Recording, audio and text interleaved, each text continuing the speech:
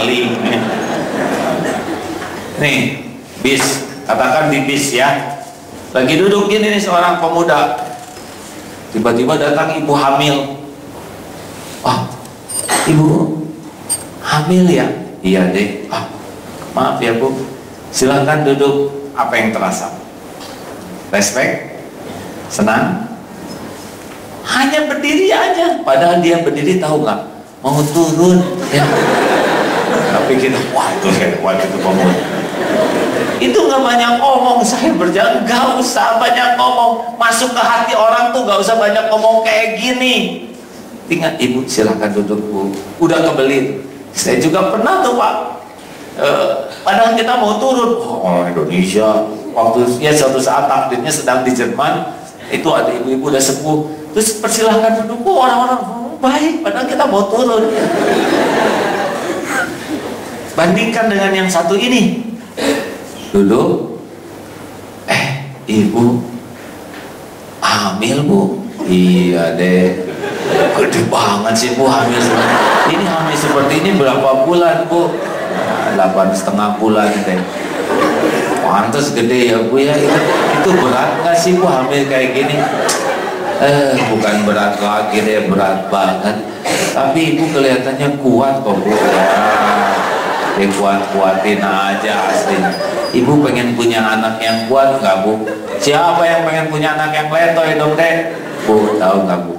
Anak kuat biasanya lahir dari ibu yang kuat. Itu perkataan gak ada yang jelek loh. Bagaimana perasaan bapak-bapak dan ibu-ibu kan? Respect tidak? Enak tidak? Itu perkataan gak ada yang salah, tapi enak. Kenapa? Kita semua bisa baca bahwa dia ngomong bagus, maksudnya yang tidak bagus. Dia gak mau pindah dari kursinya. Jadi jangan terlalu banyak main kata-kata lah ya. Kebaca kok. Kebaca, apalagi di TV, kebaca. Bagi orang-orang yang sudah bisa membaca tuh lebih mudah. Oh ini lagi acting, oh ini dibuat-buat. Kayak barusan tuh kebaca semuanya, ya kan? Naik mobil bagus, keren, penampilan keren. Sampai ke tukang duku. Oh Bi, how are you today? Baik Ben, biasa aja. Berapa duku sekarang Bi? Biasa 8.000. Musim duku masih segitu. 2.000 ya. Nawar jangan kejauhan, coba saya dulu ya, coba dulu. Ini kurang manis, coba yang ini. Udah habis 6 nih, jadi nggak beli dukunya. Ya jadi berapa dong yang betul? Modal aja 5.500. 4.500. Oke, kalau gitu belilah. Berapa kilo? Setengah. Rasakan saja sendiri. Mobil bagus, penampilan bagus, handphonenya juga smartphone, ya. Silakan rasakan. Selesai beli setengah kilo. Thank you, Bi. See you later, oke? Assalamualaikum. Rasakan sendiri. Datang karyawan di sini baru gajian, jalan ke sana, nggak punya mobil. Yo, berapa nih? Biasa 8.000. Beli dong sekilo. Nggak usah yang bagus-bagus semua kulitnya. Yang kemarin itu kulitnya hitam, isinya masih bagus. Gak apa-apa, saya beli aja setengah-setengah. Gak apa-apa lah. Saya ini kok yang makan sama anak-anak saya.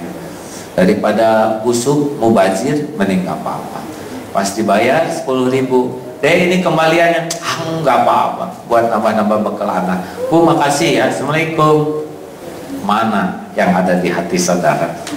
Yang mobil keren, smartphone, jas mentereng, atau karyawan di sini yang gak jelas kontrakannya?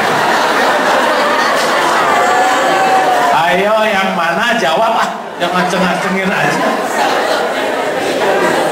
Mana yang ada di hatimu? Sederhana. Itu mobil cepat sekali hilangnya tuh, wibawa mobil. Mau hebat handphonenya, hebat, hilang seketika ketika dia egois. Benar? Mau setinggi apapun pangkat jabatan, nempel saja egois, rontok semuanya.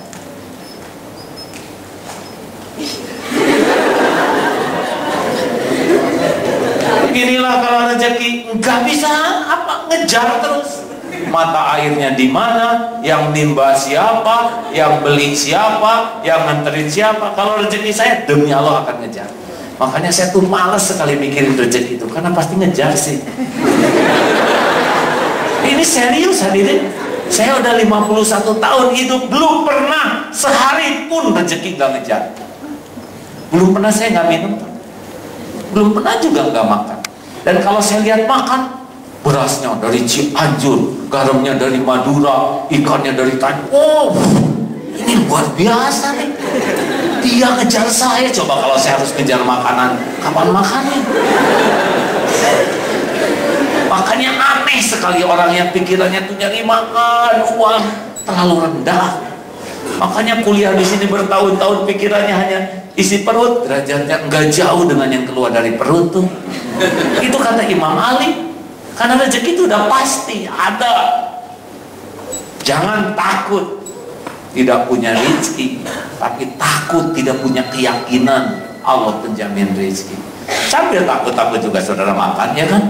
Tuh gimana ya besok ya, sambil makan ya.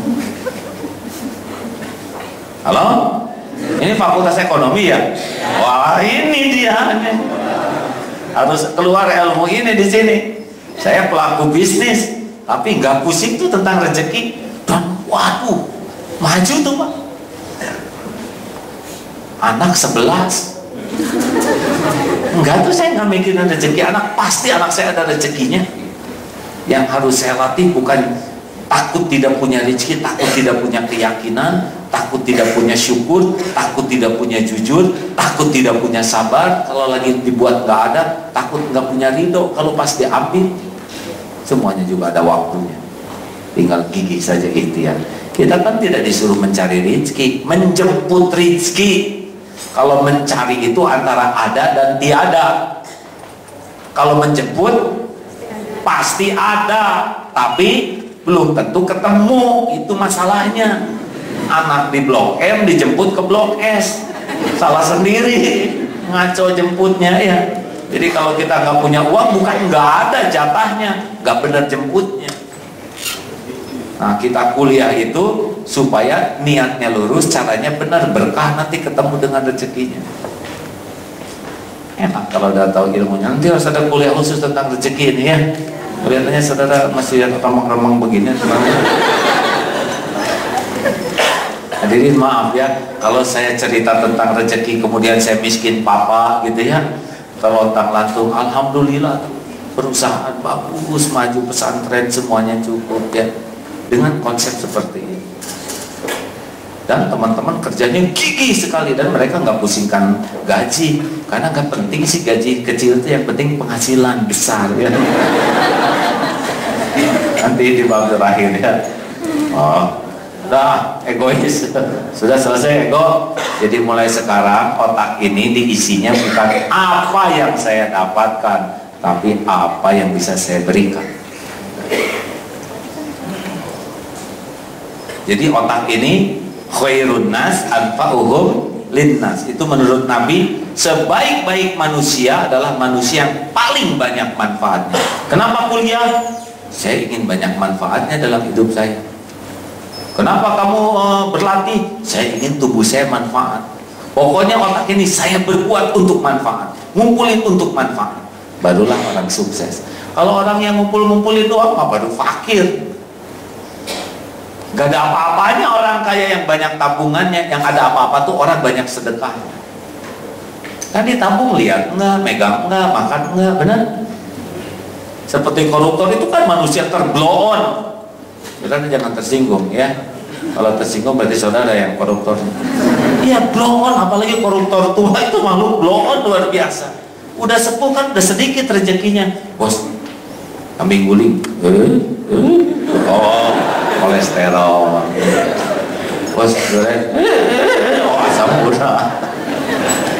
Kalau udah tua mau udah dikit rezekinya Pak. Udah tua, korupsi, kan dia nggak lihat uangnya, nggak megang, nggak apa, bener? Nggak penting lah jadi orang kaya tuh. Saya kalau ditanya, mau jadi orang kaya? Enggak tuh, saya nggak tertarik sama sekali jadi orang kaya. Mau banyak uang? Enggak juga. Jadi maunya apa? Saya cuma mau cukup aja. Asli nih hadirin. Buat ongkos, cukup. Buat anak sekolah, cukup. Buat makan, cukup. Buat beli kendaraan, cukup. Beli rumah lagi tuh, cukup. Apartemen, cukup. Bangun pesantren, cukup. Masjid kurang 7 miliar, cukup. Teman-teman pada mau haji pengen diongkosin, cukup. Oh, ngapain kaya? Kalau dengan cukup udah selesai, benar? Kaya tuh nggak jelas. Kaya tuh emosi. Kalau cukup itu terukur. Buat apa sepatu banyak kalau nggak ada yang cukup? Banyak tuh sebetulnya relatif. Emosi itu nafsu banyak tuh. Coba saya nanya, mau nggak digaji 250 juta per bulan bersih? Mau? Tapi penyakit 275 juta per bulan, langsung nggak mau kan? Karena nggak cukup. Nah, orang kaya itu belum tentu cukup, karena keinginannya bisa lebih banyak. Tapi orang cukup pasti, cukup. Jadi gimana nih kampus aduh, baru diri saya tuh mana? Belum ada yang benar pertanyaan dari tadi jawabannya. Nah cepet lah, 3 biar cepet pulang saya. 1 apa? Takabur, solusinya tawar. 2 egois, solusinya senang berbuat. Pokoknya enggak akan rugi. Kalau kita berbuat dapat. Pernah seorang kakek-kakek dan tua sekali nanam kurma sampai gemetar. Kata khalifah, kakek kan udah tua banget, nanam pohon kurma tumbuh dikit, kakek udah meninggal, kapan menikmati kurmanya? Jangan gitu loh. Bukankah selama ini kita memakan kurma justru jasa orang-orang yang sudah mendahului kita? Kenapa kita tidak mau berbuat sesuatu untuk orang-orang sesudah kita? Biar saya sudah tua, saya tetap mau nanam. Kata khalifah, benar ini si kakek. Pengamal, ambilkan 1000 dinar. Saya terbuka hati nih, hidup ini untuk berbuat. Terimalah Kakek sudah buka hati saya. Alhamdulillah, baru juga menanam sudah berbuah.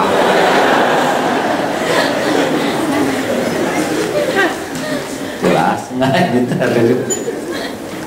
3 apa?